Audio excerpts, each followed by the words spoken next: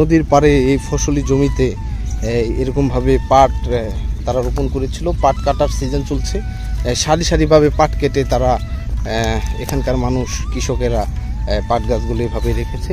আসসালামু আলাইকুম দর্শক, ওয়েলকাম টু অ্যানাদার ব্লগ। আবার ফিরে আসলাম ঘুরি ফিরে নতুন আরেকটা এপিসোড নিয়ে। আজকে আমি যেখানে রয়েছি এটা হচ্ছে ফরিদপুর জেলার রাজবাড়ী উপজেলার দৌলতদিয়া থানার বাহের চর।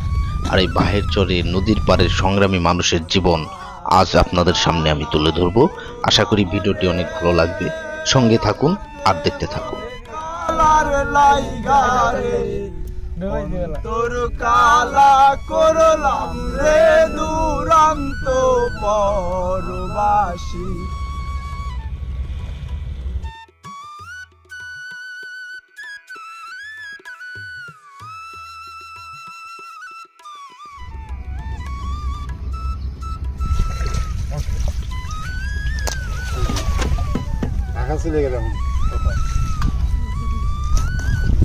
এটার পাশাপাশি কি আর কোনো কাজ করেন কাকা? কোনো ঘোড়ার গাড়ি ভাই, ঘোড়ার গাড়ি আর মাছ শিকার, এই দুইটা দিয়ে জীবিকা চলতেছে। তো এখানে কত বছর হইল আপনার জীবন? এখানে 8 বছর ধরে আছি। 8 বছর ধরে আসছেন। এর আগে কোথায় ছিলেন? আগে ছিলাম কানাইয়া। ওখানে কি নদী ভেঙে গেছে? নদী ভেঙে গেছে। এখানে কি জমি কিনে বাড়ি করছেন না বর্গা? সোমখালি। উনি ঘোড়ার গাড়ি এবং এই ছোটখাটো মাছ ধরে উনি ওনার জীবন অতিবাহিত করে। গ্রাম এবং চর অঞ্চলের মানুষের জীবিকার প্রধান মাধ্যমই হচ্ছে এই মৎস্য শিকার এবং এই কৃষিকাজ। কত বছর হইল এখানে বাড়ি করছেন? বাড়ি করছি ধরেন, আমি বাড়ি করছি 10 বছর হয়েছে। 10 বছর? হ্যাঁ। তো কেমন কাটতেছে ভাই এই চরের জীবন? চরের জীবন আল্লাহ ভালোই কাটাইতেছে আর কি। নদীতে মাছ মারি আমরা, এই নৌকা আছে, দুয়ারি আছে, জাল আছে, এগুলো মারি আর কি। আমাদের সংসার আল্লাহ ভালোই চলায়। তো প্রতিদিনই কি মাছ ধরতে যান? প্রতিদিনই মাছ ধরতে যাই। সাধারণত কি মাছ বেশি উঠে ভাই? এই আমরা যে দুয়ারি পাতি, এটা হলো চিংড়ি মাছ পরে, বাইলে মাছ পরে, তারপরে ওই যে ওই বিভিন্ন পদের মাছ পরে, নদীর কাজলি মাছ, সব মাছই পরে। এগুলো কি আপনাদের স্থানীয় যে বাজার আছে এখানে বিক্রি করেন? দৌলতদিয়া ঘাটে বিক্রি করি আমরা। ঘাটে যে বিক্রি করে?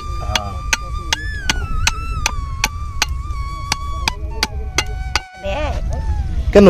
মেলা কিছু আমাকে 5টা ভাঙা দিছি। বিশ্বনাথন আমাকে জমি যাতা সব হলো পানির বিদিন। এনে মাটি নাতি দুদি মারামারি করে খাওয়া থাকা নাকি। এনে কি অন্য জায়গায় থাকেন? হ্যাঁ, অন্য মাটি জায়গায় থেকে টাকা পয়সা না দিলে মাটি যাতা কয়, যাতাই করে এনে কামাই করে খাবো। এনে মাটি অন্য কোনো জায়গায় আপনাদের কোনো জমি জমা নাই? জমি যাতা কিছুই নাই, ওই গাঙে পড়িয়ে নিচ্ছে আমাকে। তা তো কাকি কিভাবে চলেন তাহলে? সংসার কিভাবে চলবো? ওই যে মনে করেন যে মানুষের বাড়ি কাম কাজ করি, বাগুন টাগুন তুলি, আর আমার শাল পালা ছেলেরা তারা কাজ কাম করে মাঠে। একটু কাকা কি বাসা আছে? কাকা ওই দিতে খেওয়া পায়, এই 2-4টা পায়, তাই খেওয়া পায়। হয় এই দিতে খেওয়া পায়। এটুকি? হ্যাঁ, এভাবে চলে। এনে কি করবো? জানটা বাসে, জানটা বাসার নাকি কষ্ট আমাকে নাই। এই বাড়ি 5টা ভাঙা দিছি, 5টা ভাঙায় মনে করেন যে আমাকে জান নাই। আর 5 বার বাড়ি ভাঙছে? 5টা ভাঙা দিছি। একটা মানুষ যদি 5 বার বাড়ি ভাঙে তাহলে তার কিছু থাকে না? কিছু থাকে না। আল্লাহর কাছে কইবে আল্লাহ এইভাবে দিন নেও, বাতে কাপড় এনে দিন মানুষ কষ্ট করে করে না, আমরা করি। এই কষ্টের কথা তো আর কার কাছে বলা যায় না, বললে কি করবো? এত বাড়িঘর পুড়িয়ে গেল, এত মেয়ে বাঁচিয়ে মান কত দেখে গেল। একটা নীলিপ পাইনি, একটা স্লিপ পাইনি, কিচ্ছু পাইনি, কিচ্ছু পান না, কিচ্ছু পাইনি আমরা। তো এইভাবেই এই দুর্গম অঞ্চলের মানুষের জীবনগুলো অতিবাহিত হয়। তাদের কষ্টের চোখের জল তাদের চোখে শুকিয়ে যায়।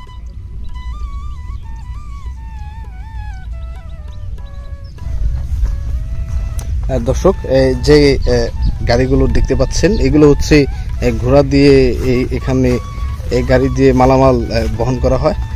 আর চর অঞ্চলের এই গাড়িগুলো খুব জনপ্রিয়, কারণ চরের উঁচা নিচা বালুময় রাস্তার ভিতরে এই গাড়ির মাধ্যমেই তাদের উৎপাদিত ফসল এবং যে কোনো জিনিস এক জায়গায় থেকে আরেক জায়গায় পরিবহন করে। ভাইয়ের বাসা কি এখানে? তো ভাই কেমন কাটতেছে এই দুর্গম চরের জীবন? আলহামদুলিল্লাহ খুব ভালো। কি করেন ভাই? ঘোড়ার গাড়ি চালান। কত বছর ধরে এই কর্মের সাথে জড়িত? প্রায় 5 বছর ধরে। না আর কোনো কাজ খালি গাড়ি। এটা কি সিজনাল ভাবে টিপ হয়? পাট নামাই, যেমন টমাটোমের ফসল হয়, যেমন বইটা হয়, বেগুন হয়, ধান চাষ হয়।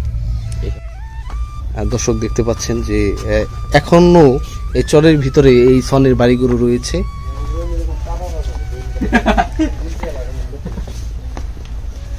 আর এই গ্রাম অঞ্চলের রান্নাঘরগুলো দেখুন, একদম চুলায় পাক করা খাবারগুলো সত্যি অসাধারণ। এটা গ্রাম অঞ্চলের চুলা, দেখতে পাচ্ছেন কিভাবে মাটির চুলাগুলো তৈরি করা হয়। রান্নার জন্য যে খড়িগুলো রয়েছে, এই খড়িগুলো এখানে সারা মাসের জন্য কিংবা বছরের জন্য এখানে স্টক করে রাখা হয়। খরজবা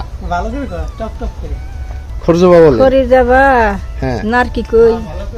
নারকি? হ্যাঁ, নারকি চলা কই নারকি। আমাদের এই দেশে তো এই কথা না। তাহলে কি? আমরা বাঙালি যাই এই কথাই কই। এই আমরা তো কথাই। এর বাড়িগুলো কি সুন্দর পরিবেশ, পাশে হচ্ছে এরকম পদ্মা নদী, আর এর পাশে কিছু মানুষ এখানে জনবসতি গড়ে তুলেছে। এগুলো কি শাক? পাট শাক।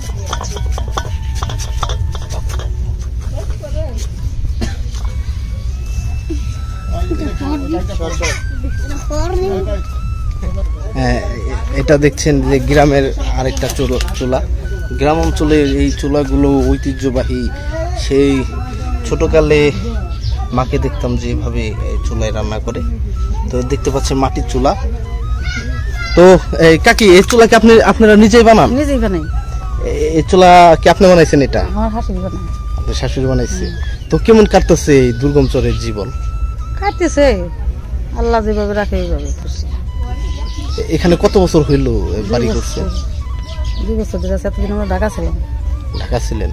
তো কি মনে হচ্ছে, ঢাকায় যে বসবাস করতেন, ঢাকার চাইতে কি এখানে কি শান্তিতে আছেন?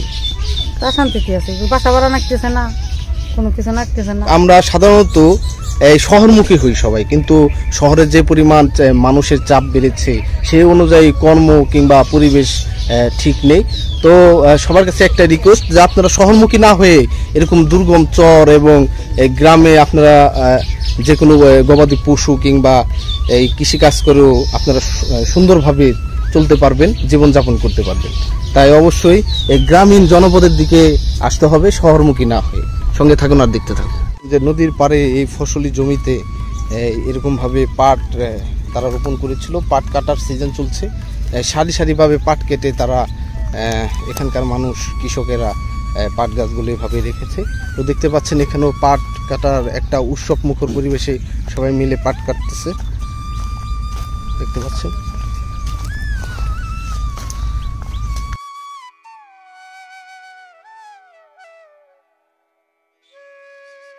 এরা 3 বিঘা ধরেন। 3 বিঘা। কিরকম দাম পাচ্ছেন এই ইগুলোর? সোনালী আঁশের কিরকম দাম পাইতেছে? মেলা দাম। সত্য কথা বলবো, মিথ্যা কথা বলবো? হ্যাঁ, সত্যি বলবেন, মিথ্যা করবেন কে? আমরা তো 5 দিন তো 1800 টাকা, 2000 টাকা, 2500 টাকা। হ্যাঁ, এই বরাদ্দ 2500 টাকা দাম পাটের। হ্যাঁ হ্যাঁ। তো কিরকম মনে হইতেছে যে লাভ কি হবে নাকি লসের মধ্যে আছে? ও লাভ হবে না, চারে না। ও লস। তাহলে লস অন্য কোনো ফসল বুনেন না কেন? মানে পাটের তো দাম তো আরো আগে ভালো ছিল, সেই জন্য তো পাট বুনছি। বাজার নাই, বাজার ড্যাম হয়ে হ্যাঁ। গেছে। দর্শক দেখতে পাচ্ছেন যে এখানে উৎসব মুখর পরিবেশে এই পাটগুলো এখানে প্রসেসিং করা হচ্ছে।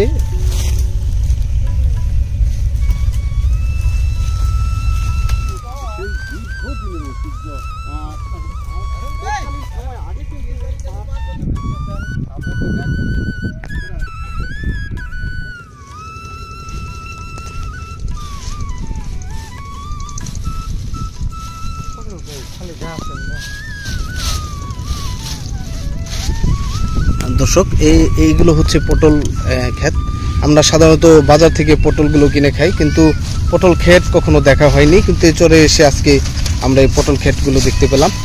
তো ভাই কয় ডিসিমেল জমিতে বুনছিলেন পটল? এটা 15 বিঘা, 15 কাটা। 15 কাটা। হ্যাঁ, 15 কাটা আছে লাগানো পটল। জমি হলো 1 বিঘা 8 কাটা। মূল জমি হলো মানে 1 বিঘা 8 কাটা। সরিগঞ্জ জমি তো ভাগের গাছটা একটু 1 বিঘা 8 কাটা করে মানে 15 কাটা মানে পটল লাগাইছি। আর কিছু করিনি কোনো ক্ষেত্রে। পটলটাকে নিয়ে চলতেছি হয়েছে না? হ্যাঁ হ্যাঁ, করে এগারে সিঁড়ি করে 7 টাইলে পরে 400-500 টাকা 500 টাকা এরকম মানে বেচা কিনা। 2 দিন পর 10-15 টাকা কেজি কত বেচা কিনা হইব? 2-2.5 মন হইলো, 3 মন হইলো এরকম। ওকে ভাই।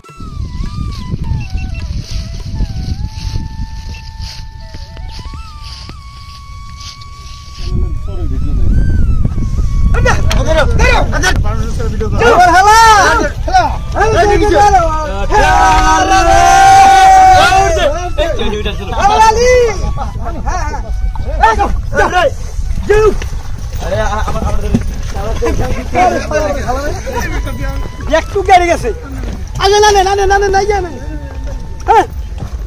কোন ছাড়লেন কাকা? এই চর মজলিশপুর। মজলিশপুর।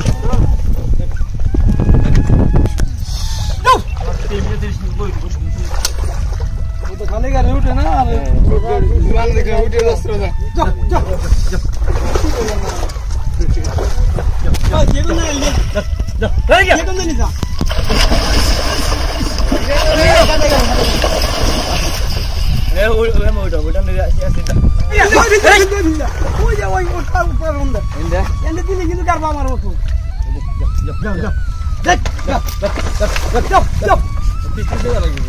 মাল লুট করে এই নদী পার হওয়ার সময় এখানে আটকে গিয়েছে ঘোড়া, আর ঘোড়া এই জন্য এক যুদ্ধক্ষেত্রে রয়েছে।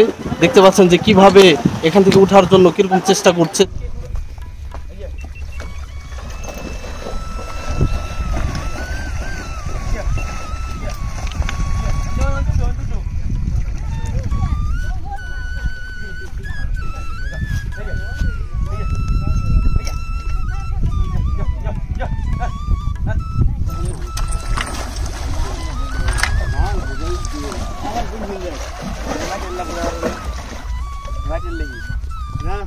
গরু মাছের লেগে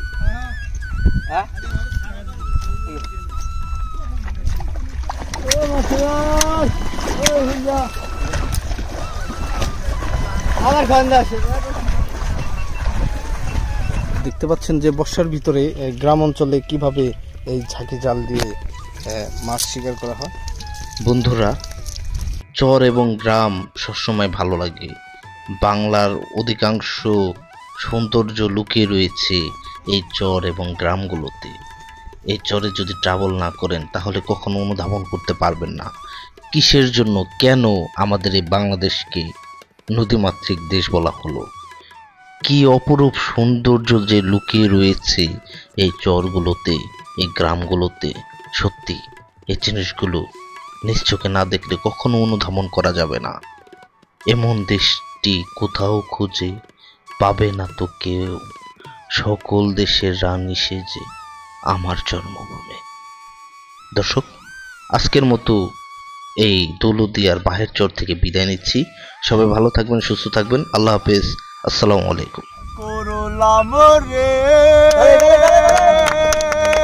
আমার দেহ কালার লাইগা রে, আমার অন্তর কালা করলাম রে দুরন্ত পরবাসী। আমার হার কালা করলাম রে আমার দেহ কালার লাইগা রে, আমার অন্তর কালা করলাম রে দুরন্ত